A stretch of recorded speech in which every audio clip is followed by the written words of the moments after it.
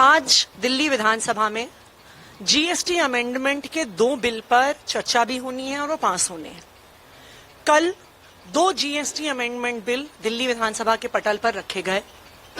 जैसे ही बिल वो रखे गए उसके बाद से दिल्ली के व्यापारियों के फोन हमारे विधायकों के पास आए। कई सारे व्यापारी हमसे मिलने भी आए। इस जीएसटी अमेंडमेंट के कई क्लॉज को लेकर व्यापारी बहुत चिंतित हैं। इस बिल में जीएसटी अमेंडमेंट सरकार को यह अधिकार दे देता है कि वो किसी से किसी भी फॉर्मेट में कागज मांग सकती है। अब व्यापारियों के लिए यह सवाल है कि उनको परेशान करने के लिए कभी भी कुछ भी मांगा जाता है कि अब कोई फिक्स फॉर्मेट नहीं है, सरकार अपने हिसाब से अलग अलग लोगों से अलग अलग कागज मांग सकती है। ये व्यापारियों के लिए एक बहुत बड़ा चिंता का विषय है। वो कह रहे हैं कि एक तरफ हमें परेशान किया जा रहा है और दूसरी तरफ सरकार ये योजना बना रही है कि दिल्ली में एसईजेड्स को टैक्स की छूट दी जाएगी। अब आप मुझे बताइए, इस देश में सबसे बड़े एसईजेड किस बिजनेसमैन के हैं? भारतीय जनता पार्टी के खास दोस्तों के हैं। उनको टैक्स की छूट दी जा रही है और बाकी सारे व्यापारियों पर तरह तरह के नियम कानून लाए जा रहे हैं।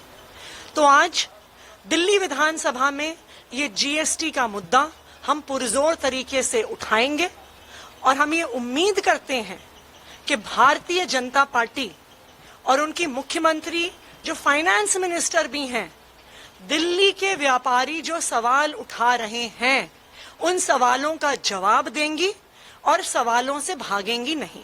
देखिए, हमारी ये डिमांड है कि एजुकेशन बिल को सिलेक्ट कमेटी में भेजा जाए। इस बिल में अभी तक किसी से कोई राय बात नहीं हुई है। ना माता पिता से राय ली गई है, ना एजुकेशनिस्ट से राय ली गई है, ना वकीलों से राय ली गई है। हमारी ये मांग है कि इस बिल को सिलेक्ट कमेटी में भेजा जाए। वहां पर आम आदमी पार्टी के भी विधायक होंगे, भारतीय जनता पार्टी के भी विधायक होंगे और पब्लिक से राय ली जाए।